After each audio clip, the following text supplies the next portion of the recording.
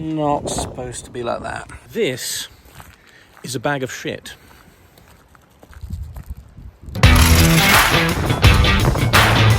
Well, there's your problem right there, mate. That's your problem. Look at the state of that. That's your problem right there, Sonny Jim. And if you look up there, we've got another issue. Don't you just love finding things like this? It's so windy. Again, special shout out to my good friend Sam, aka Bowl of Sup. He bought and sent me some of these, which are exhaust holder uppers. This is the old one, and that's the new one.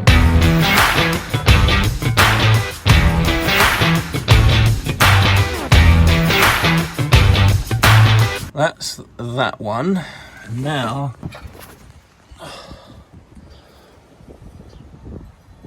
I'm wondering if that will do the same job. It probably will. This stuff is like anti-climb paint. Like, it is getting everywhere. But this seems to fit after a battle with it. And now I'm gonna just loop it.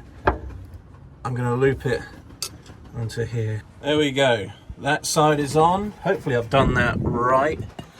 Now, I only had 2 of these little rubber things, so we've got one on this side. I'm probably just going to put some cable ties around this side just for the time being, but we've also managed to put one here as well. Again, I hope that's right, but as you can see, you know, with a little wiggle, that is not going anywhere now for another 40 odd years. I think it's time we say RIP to these little bad boys. There you go, guys. Well done, good effort. You did your best. All right, another job done. Look at this, look at the state of that. I shouldn't really complain because it is protecting the bottom of the truck from the rain. But hey, on to the next job.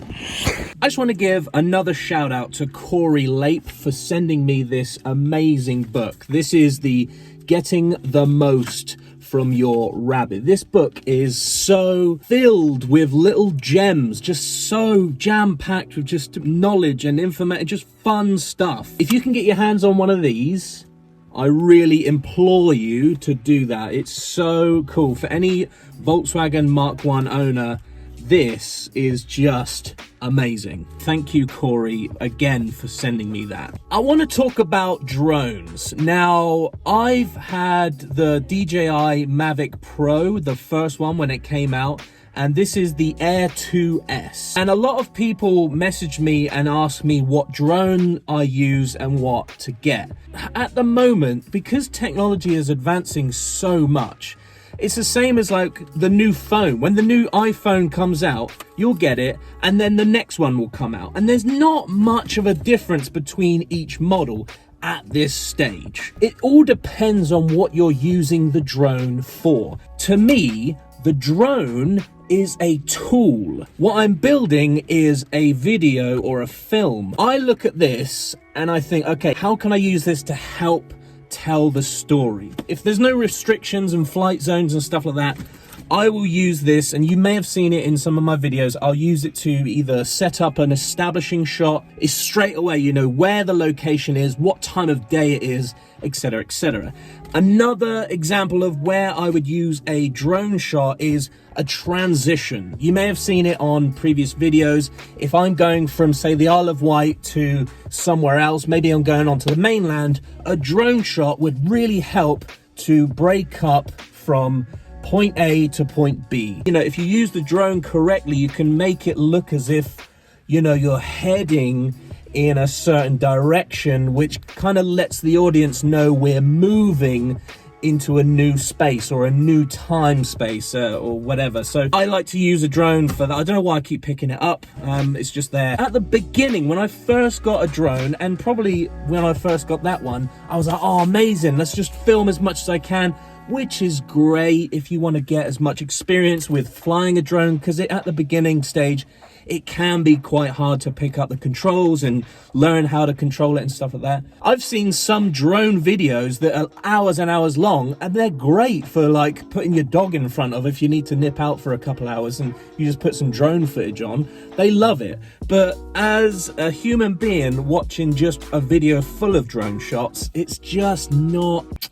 So that's why I would say I personally use a drone as a tool. It's the same with using a DSLR camera. I tend to use the best camera that I have at that time. For example, if I'm in a crowded place and, you know, I need to quickly get a shot of something, I'm probably not going to whip out the massive DSLR camera, put the Rode microphone on, set the tripod up and all that. I'm probably not going to do it. I'm probably just going to get a point and shoot camera and get the shot immediately done. It depends on what your priorities are. Mine is to get the shot that best tells the story. Time is of the essence sometimes, and if you see something you want to get a shot, you need to just use whatever the quickest camera is to your disposal. Basically what I'm trying to say, the camera, the drone, the tripod, even GoPros, anything that helps record are tools to tell the story. If you're creating videos, all that stuff should be classed as tools and they should all have the same importance. You have to use whatever tool helps serve the story. As we all know, the story is king. To create a story, you have to use the correct tools for the correct amount of time in the correct way. There are certain rules and guidelines you can follow. I just believe that you shouldn't use this exclusively. You should just use it when necessary. I hope that makes sense. Basically, just try not to get caught up with trying to get the best gear and, you know, the best everything. If you're a filmmaker or you're trying to do a video, your main concern should be storytelling. And I think that would overrule, you know, how pretty something looks or how good a quality of something is. Because you can have a really like 8K resolution drone shots and you know, shots on a gimbal and stuff. It looks great, but if the story's not there, you need to tell the story, and it's just something I'm really passionate about. We got some new stuff coming up in the future. We're collecting parts for the engine swap, and that's going to be a whole documented series. We're going to document the whole engine swap thing. We're going to do it in a whole week next year. I'll show you as soon as things come in. I'll show you here, and yeah, thank you so much again to everybody who's been getting involved and giving me some advice about the engine swap and things to look out for.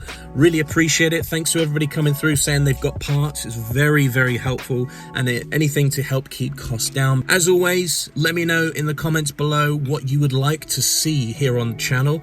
And as you probably would have seen on my Instagram and things like that, I'm trying to get back into fixed gears. So I'm trying to track down my old fixed gear bike, because what I want to do is I want to get a fixed gear bike and spray paint it the same mountain green color and chuck it in the back. I think that would look great. So anyway, thanks for watching the video, guys. If you liked it, press the like button and subscribe to the channel if you're new, and I'll see you in the next video.